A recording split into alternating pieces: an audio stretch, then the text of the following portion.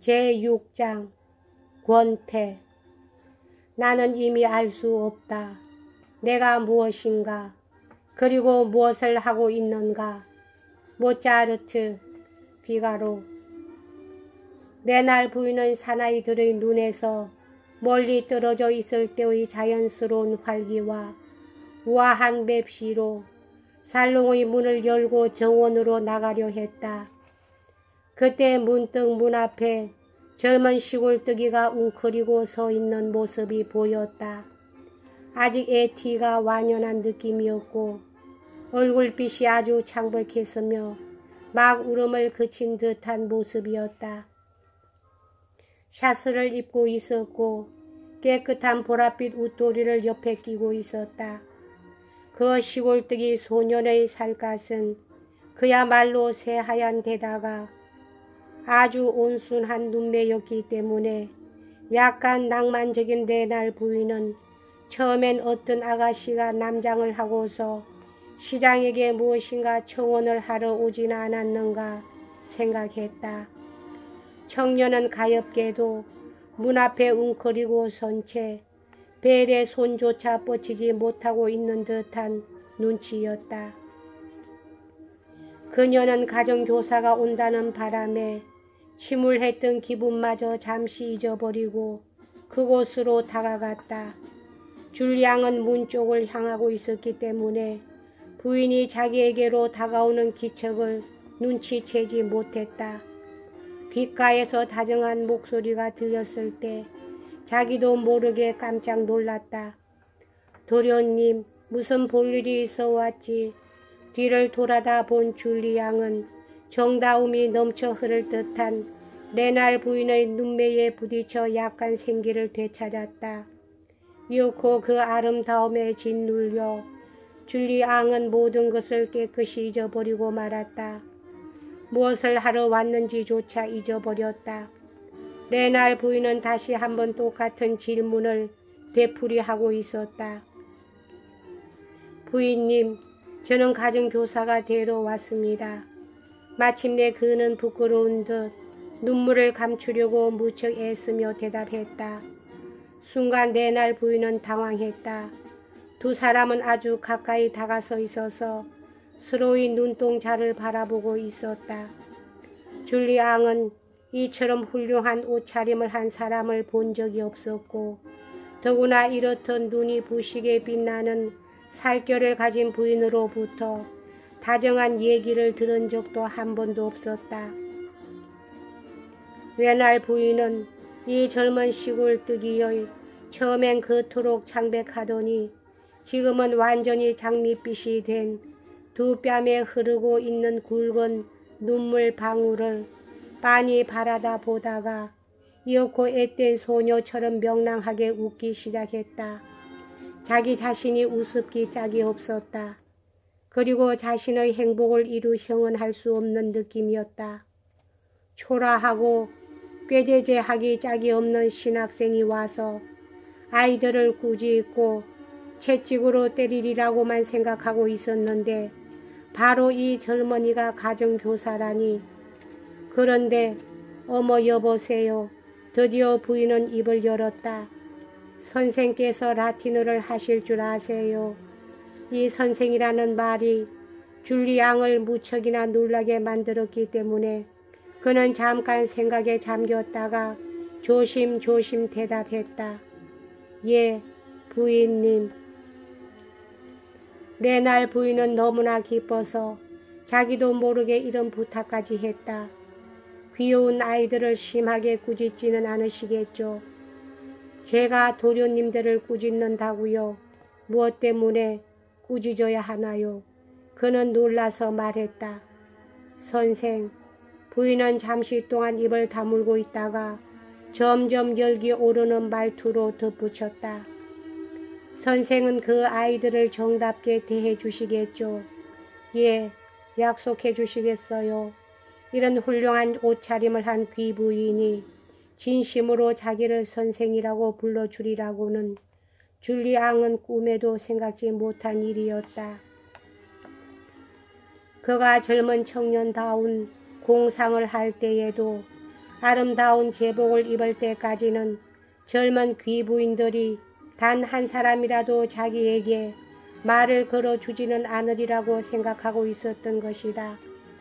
레날 부인은 부인대로 줄리앙의 아름다운 얼굴빛, 크고 검은 눈, 그리고 그 사랑스러운 머리칼, 아까 광장의 분수대에서 머리를 식히려고 죽였기 때문에 평상시보다 훨씬 곱슬곱슬해져 있었다.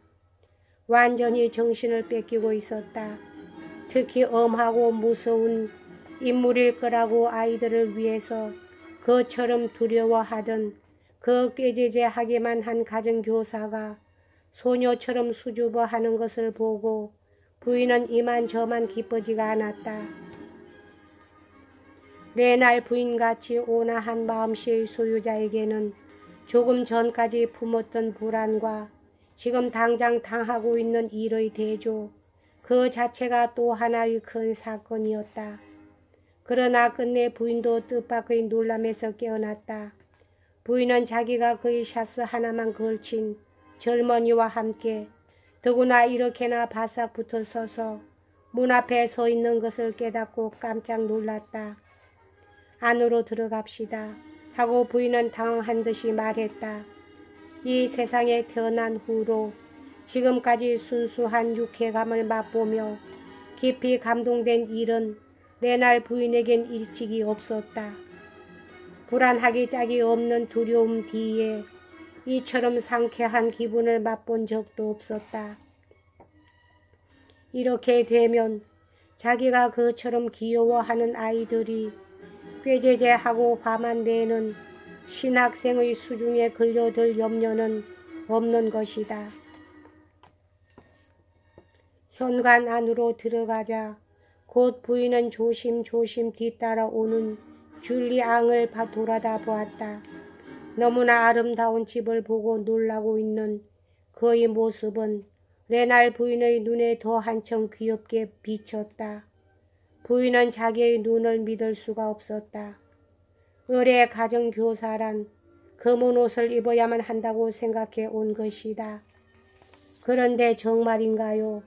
선생이 라틴어를 하실 수 있다는 것은 믿음직한 가정교사를 만난 것이 너무 행복해서 혹시 사람을 잘못 본 것이 아닐까 하고 또 한 번 멈춰서서 다시 한 번 물었다. 이 질문에 줄리앙의 자존심은 상해버려 아까부터 품어왔던 황홀감이 날아가 버리고 말았다. 할 수 있습니다, 부인님. 하고 그는 아주 냉정한 태도를 보이면서 대답했다. 저는 사제님만큼 라틴어를 할 수 있습니다. 사제님은 가끔 내가 더 잘하는구나 하고 말씀하시곤 하셨습니다. 레날 부인은 줄리앙이 무척 시무룩해 있는 눈치를 챘다. 그는 부인으로부터 한 두어 발자국 떨어진 곳에 멈춰 서 있었다. 그녀는 곁으로 다가가서 나지막한 목소리로 말했다. 저 처음엔 공부를 잘하지 못하더라도 아이들을 때리지 말아주세요. 네, 이렇게나 아름다운 부인의 그토록 다정한 거의 애원하다시피 하는 말투는 이미 줄리앙에게 그가 라틴어 학자로서의 명성을 유지하기에 필요한 체면 같은 것을 깨끗이 잊어버리게 했다. 부인의 얼굴이 그의 얼굴 아주 가까이에 있었기 때문에 그는 가난한 시골뜨기에게는 좀처럼 있을 수 없는 여자의 여름옷, 향내를 맡을 수가 있었다. 상기될 대로 상기돼버린 그는 한숨을 쉬고서 힘없는 목소리로 말했다. 조금도 근심할 것 없습니다, 부인님. 무엇이든지 시키시는 대로 하겠습니다.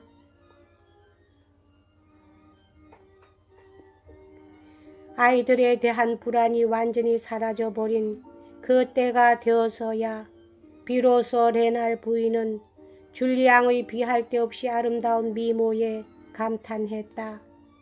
여성적이라고 해도 과언이 아닐 그 용모와 어쩔 줄 모르는 듯한 모습은 자기 자신이 극도로 내성적인 부인에게 조금도 우습게 비치지 않았다. 대개 미남이라고 부를 때 절대로 없어서는 안 될 요소로 여겨지는 남성적 모습은 오히려 그녀에겐 두려움만 안겨주는 것이었다. 몇 살이죠? 곧 19살이 됩니다. 우리 큰아이는 11살이에요. 부인은 마음을 푹 놓고 말했다. 당신과는 친구라고 불러도 괜찮을 정도로군요. 말로 타이르면 알아들을 거예요. 언젠가 한번 자기 아버지가 때렸을 때 일주일 동안이나 자리에 누워 앓은 적이 있어요. 그것도 그저 손을 댔을 뿐인데요. 나와는 엄청나게 차이가 있구나 하고 줄리앙은 생각했다. 어제도 아버지는 나를 때렸다. 이렇게 돈 많은 사람들은 그 얼마나 행복한가. 레날 부인은 이미 이 가정교사의 손톱끝만한 마음의 움직임까지 꿰뚫어 볼 수 있게 됐다. 그 서글픈 모양이 수줍음 탓이라고 생각하고 그의 기운을 돋우어 주려고 생각했다. 이러면요. 부인은 줄리앙이 그만 영문도 모르게 매혹되어 버렸을 만큼 달콤하고 상냥스런 어조로 물었다. 줄리앙 소렐이라고 합니다. 난생 처음으로 남의 집에 왔기 때문에 두렵기만 합니다. 부인님께서 잘 보살펴 주셔야 하겠어요. 그리고 당분간은 너그러이 용서받아야 할 일이 한두 가지가 아닐 것입니다. 저는 한 번도 학교에 다닌 적이 없습니다. 그럴 만한 돈이 없었지요. 저는 친척으로서 레종 드네러 훈장을 받은 군의관과 셀랑 신부님 외에는 그 누구와도 얘기를 한 적이 없습니다. 신부님은 저에게 대해서 잘 말씀해 주실 것입니다. 형님들은 언제나 저를 때리기만 했습니다. 형님들이 저에 대해 나쁜 소문을 퍼뜨리더라도 믿지 말아 주세요. 더러 실수를 하더라도 제발 용서해 주시기 바랍니다. 못된 마음을 먹고 그러는 것은 절대로 아니니까요. 이렇게 긴 얘기를 하는 동안 줄리앙은 침착을 되찾고서 부인을 지그시 쏘아보았다.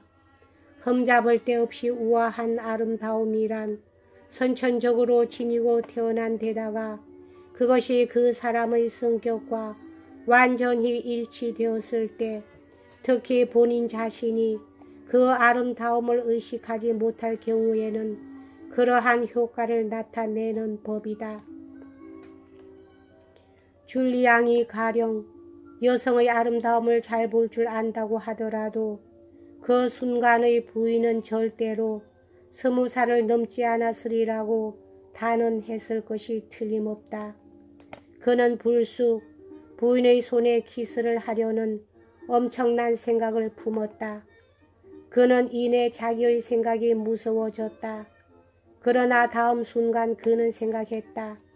내게 도움이 될 행동이기도 하거니와 겨우 제재소를 벗어나온 하잘것없는 노동자에 대하여 이 아름다운 부인이 품고 있을지도 모를 경멸을 들기 위한 하나의 행동을 실천에 옮기지 못한다니 비겁하구나. 아마 줄리앙은 근래 반년 동안 일요일마다 젊은 처녀들이 입에 담는 미소년이란 말에 얼마간 힘을 얻었는지도 모른다. 이렇게 그가 마음속으로 갈등을 계속하고 있는 동안에 레날 부인은 아이들을 처음 대할 때 어떤 태도를 취해야 하는가에 대해서 두세 마디 주의를 주었다. 자기의 마음을 억누르려고 지나치게 노력한 나머지 줄리앙의 안색은 다시금 창백해졌다. 바싹 긴장한 말투로 그는 말했다. 부인님, 무슨 일이 있더라도 아드님을 때리지는 않겠습니다. 천주님 앞에 맹세합니다. 이렇게 말하면서 그는 대담하게도 레날 부인의 손을 잡아 자기 입술로 가져갔다. 부인은 이러한 동작에 놀라서나 생각해보니 분하기도 했다. 여기까지 하겠습니다.